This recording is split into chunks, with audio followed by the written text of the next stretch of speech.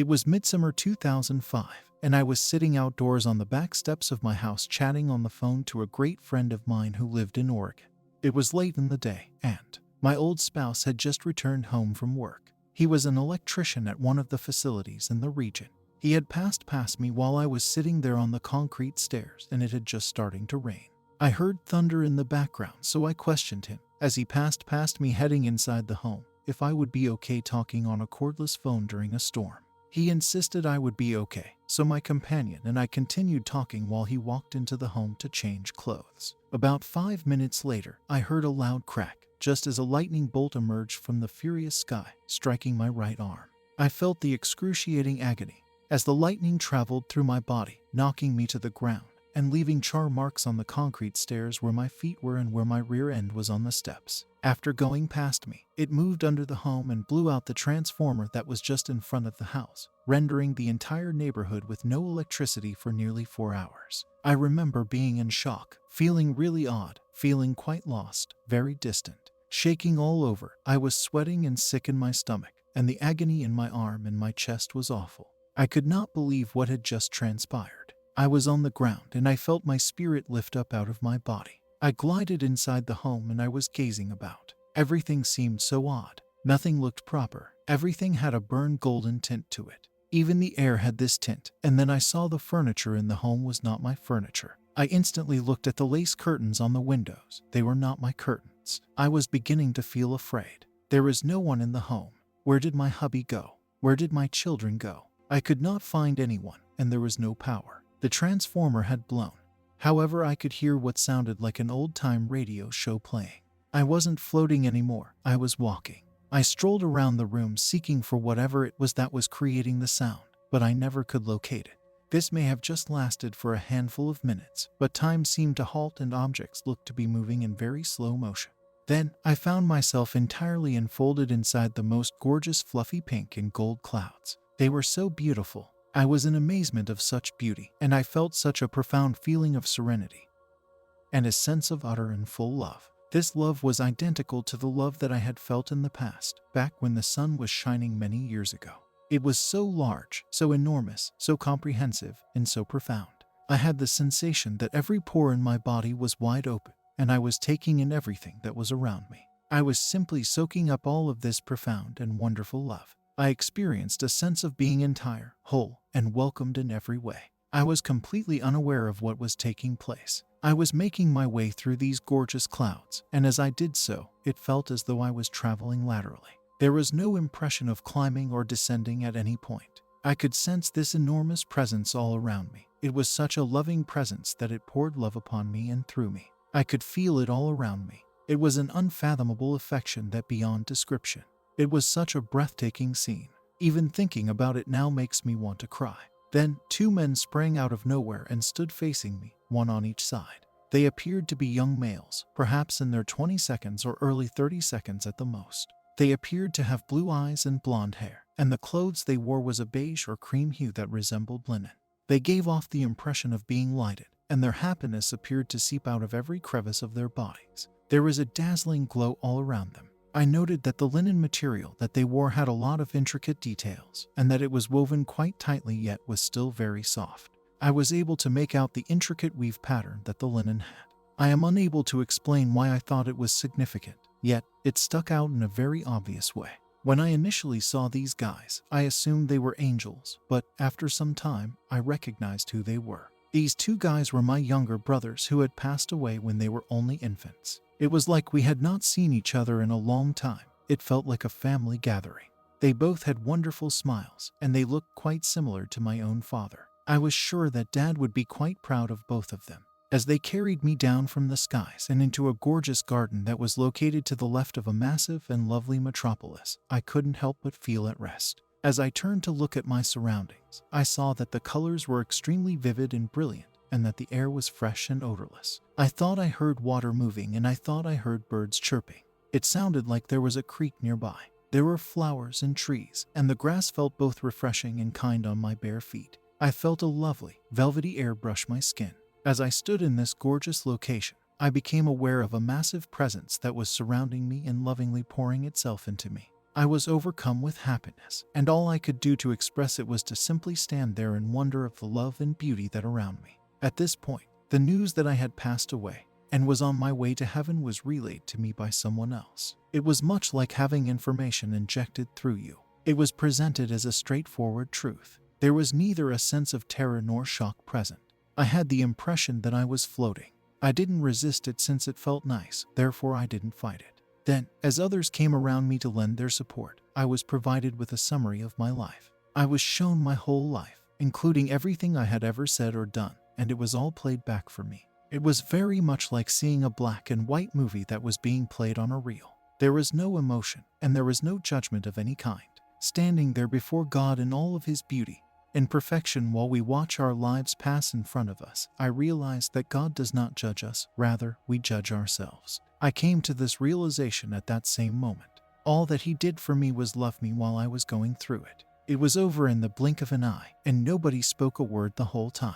I heard a male voice remark, "What you send out into the cosmos will return back to you," after the life review was over. As I stood there in the garden, I took another look around and noted how stunning and vibrant the colors of the flowers, trees, and grass were. The reds were more red, the pinks were more pink, and the yellows were more yellow than they had been before. They shone with a brilliance that was unrivaled by any other colors than I had ever observed. The lovely aroma of flowers filled the air. It was really clean and transparent. The grass had a crisp, refreshing feel to it, much like on a lovely day in the spring. I heard birds chirping in the trees, and I saw a stream where the water glistened like diamonds in the light as it poured over the rocks. There were also birds singing in the trees. I became aware of music that was stunning beyond comparison to anything else I had ever encountered before. After that, I became aware that everything has its own unique tone or pitch. The grass had a sound, the rocks had their own sound, the water had yet another sound, and so on. And when you take all of those individual sounds and put them all together, it sounded like the most magnificent symphony and choir ever created. And what's even more amazing is that everything and everyone in heaven was singing praises to God. The trees had a sound. The leaves on the trees had their own sound. The grass had a sound. The rocks had their own sound. The water, it just started pouring out of every single blade of grass, rock, and leaf, as well as every single bird. It was the most exquisite sound I've ever had the pleasure of hearing. Even after all of these years, the sound is crystal clear in my head. It is like a melody carried by the breeze. When the air blows through the leaves on the trees, I can still occasionally hear music that sounds like it was played in heaven. It transports me back to that place, and I'm reminded of that profound, all-encompassing love. My spirit is lifted, and my soul is healed when I think about it. Since there is no concept of time in heaven, I am unable to estimate how long it took for each stage of this journey to be completed. On the one hand, it appeared as though everything was happening at such a breakneck speed, while on the other hand, it was as though time froze over. I started to have the impression that I was hooked up to a massive IV bottle of information. I was being given all of this information, but I couldn't even form the right questions to ask because I lacked the vocabulary. I was overcome with happiness and exhilaration. It was aha, moment after aha, moment, and yet everything appeared to be so straightforward and reasonable. I can still picture myself speaking those words with a great grin on my face at one point. Wow, is that all there is to it? That is really fantastic. God, you are so incredible. We are the ones that make things much more difficult than it has to be. I saw visions of angels, and they told me things and showed me things in a lake. The things they showed me in the lake were things that would happen in the future on Earth, and those things ended up happening. Another thing that I recall is that I peered down the front of my body. I was able to recognize that I still had a body, and that it appeared to be the same as it had in the past. My long, blonde hair was now hanging down to my shoulders, and I was wearing the same clothing as previously. I was able to see my feet and the bottom of my denim shorts. However, I also became aware that my entire body had a significantly lighter and almost floaty sensation about it. It was not weighty in the same way that it is on this planet. On Earth, the force of gravity pulls us down to the surface. Everything seems like it's carrying a lot of weight, but there was a light body there. In addition to this, I became aware that I no longer worried about my physical appearance, how my body appeared, or whether or not I fit in with others. Even though I keep repeating it, all I could feel was an overwhelming sense of love and complete acceptance. It was incredible in every way. There were people in every direction you looked. Everyone had a healthy glow about them, and none of them appeared to be ill. Then Jesus came closer to speak with me. He was stunning in both height and appearance. He had incredibly black, wavy hair that reached down to his waist and was very long. The color of his skin was dark. The color of his eyes was a warm liquid brown, and he had a grin that made my heart melt. He informed me that he loved me, that he had been by my side every day of my life, and that he had never left my side. He walked with me every day of my life. He assured me that he would never, under any circumstances, leave my side. He assured me that I had nothing to worry about. I just gazed at him. I was at a loss for words because of how stunningly handsome he looked. To think that he truly sacrificed himself for me is overwhelming. As he stood there expressing his love for me, I found myself unable to respond. After that, I proceeded to the outskirts of the garden, where there appeared to be a forested valley. I was able to see golden sunbeams streaming through the limbs of the big oak and pine tree, and I observed a log resting next to a stream that had small flowers dotting here and there on it. The ground was covered in pine needles, and there were even some pine cones to be found. I moved over to the log and sat down there to see the water as it moved across the rocks while listening to the sound of it. After raising my head, I noticed a man occupying the opposite end of the log that was close to me. The air was refreshingly cold, and I could feel my body relax as I took in the sights and sounds of the birds singing their enchanting melodies. I had no doubt that the man was God. He had black hair that was wavy and around shoulder length, a beard that was beautifully trimmed, gorgeous blue eyes, and a beaming grin. He stood around 6 feet tall and was dressed in a white robe with sandals on his feet. We spent an interminable amount of time just chatting while we sat there together on the log. He has the most infectious giggle, and his eyes are always beaming with happiness. After a little period of silence, he turned his back to me, faced me, looked directly into my eyes, and asked me in a soft, quiet voice, "What would you do if it were just me and you?" I was really confused by what he was saying, so I looked at him and asked, "What do you mean?" Again, with a grin and the patience of a parent dealing with a little kid, he questioned my response to the following scenario. "What would you do if it were just me and you?" I responded to him, "I don't know what you mean," after looking down at my hands while they were resting in my lap, thinking for a while, and then looking back up at him again. He maintained his cheerful demeanor and spoke very gently as he continued, saying, "No parents, no children, no husband, no friends, just me and you, no one else." As I gazed into his stunning face, I gave a slight shake of my head and stuttering reply. I was suddenly overcome with a sense of inadequacy and intimidation and said, "No, I would drive you crazy after the first 10 minutes with all of my questions and chatter, and then you would not like me very much if it was just me and you."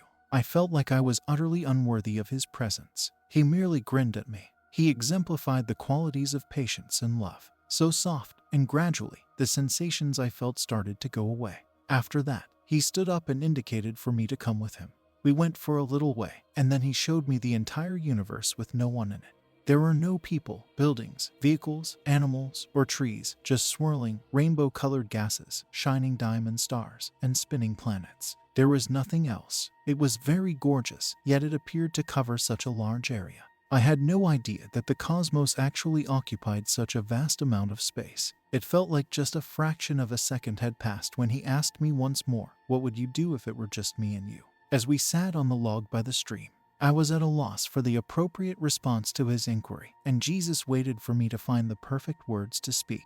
I was suddenly aware that I was gazing at a very tall oak tree that was just in front of me. I was able to see the intricate intricacies of the stem, as well as the tiny veins that gave the delicate leaves their vigor and the roots that were buried under the earth. What I saw wasn't simply a tree. Rather, it was each component that contributed to the overall structure of the tree. And it dawned on me how essential each of these components was to the continued existence of the tree, as well as how essential the tree itself was to the ecosystem that existed around it. After that, I was able to see how everything is connected to everything else and how each component is significant in its own unique way. I gave him my response after giving this topic a few minutes of my attention, during which time I got the impression that my observing this was precisely what God had intended, and that this was a very major part of comprehending what God was attempting to teach me. Now, I have no idea why I would have answered him in this manner, since I have never read the Quran in my entire life. I have never even seen the book, and I know nothing about the Islam faith. But I said, "God, your 100th name in the book of the Quran is God is everywhere, God is nowhere, and God is in me." Now, I have no idea why I would have answered him in this manner, since I have never read the Quran in my entire life.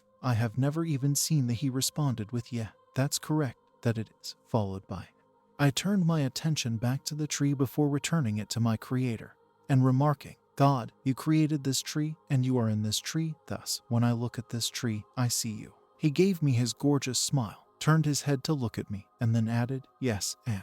Then I started considering my parents, and I told God, you made my parents, and you are in my parents, thus, whenever I look at my parents, I look at you. Once more, he responded with yes, and. He was trying to get me to think deeper, so I started considering the fact that there are people in this world who are cruel to others, and there are those who have hurt me, and I don't particularly care for these people. So I said to him, God, there are some people who I don't really care for because they hurt others, but you made these people, and you are in these people, so when I see these people, I see you. He was trying to get me to think deeper, so I started considering. He grinned at me once more before confirming my understanding by saying, yeah, that is right. He then continued by saying, now, I have a question for you. What do you see when you look at yourself in the mirror? I gazed down at my hands once again, and for a little period I pondered what my typical answer would have been in this situation.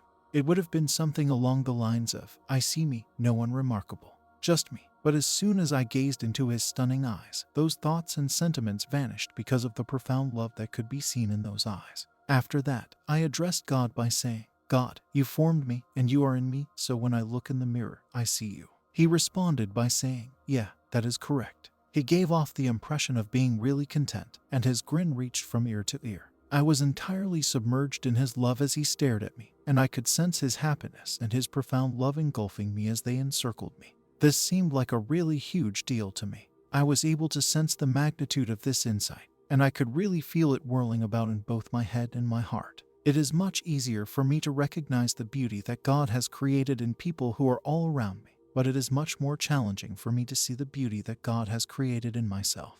Even at this late stage in my life, I have to keep telling myself that I am exceptional and that I am lovely. God places a unique value on each and every one of us. He formed us, He is in us. He doesn't make errors and He doesn't make rubbish. To Him, each one of us is significant and each one of us is lovely. He loves us perfectly and sees us as we are. He has perfect love for us, even though we are flawed humans. When we are filled to the brim with pure love, our spirits radiate with such splendor. I had to come to terms with the fact that genuine beauty is something that radiates from within the heart and the spirit. The outward appearance of a person changes with time. This happens to all of us. However, true beauty comes from inside and is unchanging through time. It is a matter of the heart and is unchanging. I had to come to terms with the fact that my value as a human being is not contingent on what other people think of me or on whether or not they are pleased with me. In order to be really happy, I had to realize that happiness does not originate from outside of myself. Rather, it is something that must originate from within my own heart. This was another lesson that I needed to learn. To God, I am just who I am. That's all. There's no one else than me, and in His eyes, just me constitutes a flawless person. Being who God created me to be is the source of my value. I don't have to make everyone else happy. The message that God sent to me was that He is content with me at all times. What I need to do is learn to be content with who I am and seek out joy in my life. I have to force myself to quit being concerned about what other people think. I have to learn to see His splendor inside me. After we had concluded our chat, we stood up and began going through the forest. After a short while, we were welcomed by two stunning women dressed in elegant gowns who brought me to a lake that was peaceful and tranquil at the end of the forested region. The two women I recognized to be angels started showing me what appeared to be moving photos of future events that would take place on Earth. These future events would take place on our planet. What was shown to me were the events that resulted from the attacks on 9/11 and other terrorist attacks against our country, as well as our financial institution collapsing, or, to put it another way, our money not being worth the paper it is written on. I was shown silver and gold coins being used to purchase things, and they also told me that in time we would be going back to the barter system as we had done in the distant past. They demonstrated to me a number of natural calamities, including earthquakes, volcanoes, tornadoes, and hurricanes, as well as 6 enormous waves of water that covered the ground. In addition, I witnessed a woman in Canada who was driving with a little kid in the car when her vehicle ran off the road as a result of flood waters. Her vehicle was then submerged in water, and the two of them were drowning. God dispatched angels disguised as humans to rescue them, but the kid had already died away by the time they arrived. However, they assured me that he would live through it, and he did. After that, she began promoting a series of spiritual videos. They showed me numerous governments being overthrown and big riots in the streets. They also showed me how corrupt the government is and how it is ruining the peace in our globe. Finally, they showed me the darkness that surrounds the government. They took me to one specific riot and showed me a scene in which a man was seen throwing something through the front window of a business, and there was also a neighboring building that was on fire. In addition, I heard the sound of gunfire. They showed me the oases of light that are still there in the world, which are located in very tiny areas and are referred to as safe havens. These spots are most commonly found in mountainous regions. They showed me how to see the dark clouds that surrounded the lands so that I could determine the locations of the safe havens. And the last thing they showed me was a silver ribbon that divided the United States in two. I was told that this ribbon represented a river, and I presumed that this river represented the Mississippi River. However, they did not provide me with any explanation as to the significance of this ribbon other than the fact that the ribbon grows larger. To tell you the truth, even now, whenever one of these things takes place, I am just as stunned and amazed as everyone else to see that it has truly taken place in the manner that the angels had shown to me. It wasn't until much later that I understood, oh my, that's what they showed me, but it was worth the wait. It blows my mind how unbelievable it is. I have no idea why they chose to display such things to me. What was it that I was intended to do with the knowledge that was given to me? They didn't tell me, so I simply had to sit tight and watch what would come next. And when everything transpired just as they had predicted it would, I was astounded as I still am today. When I returned from my near-death experience, I lived in a state of pure joy or oneness with God for around the first 6 months afterward. As a result, I have a lot greater faith today than I had before. I am not religious, but I do have a much more profound relationship with God. I am able to see, smell, and hear ghosts, and I also experience visions. There have been numerous marriages, divorces, and remarriages during the course of human history. Immediately following my near-death experience, I experienced a Kundalini awakening of my own accord. At first, I was unable to enter stores, churches, or other crowded places because I could feel the energy waves of other people. Additionally, bright lights, loud music, or dark colors would cause me to become ill. I have been struck by lightning 4 times, twice by ball lightning and twice by lightning bolts. Whenever lightning strikes me, the lights flicker and my phone calls are dropped. Immediately following my near-death experience, I was filled with such an incredible amount of energy that I spent 11 days without sleeping and read anything I could get my hands on. I had an insatiable affection for everything and everyone. It's been 10 years, so obviously I've had to make some adjustments, but I still do it, though I'm more cautious about it now.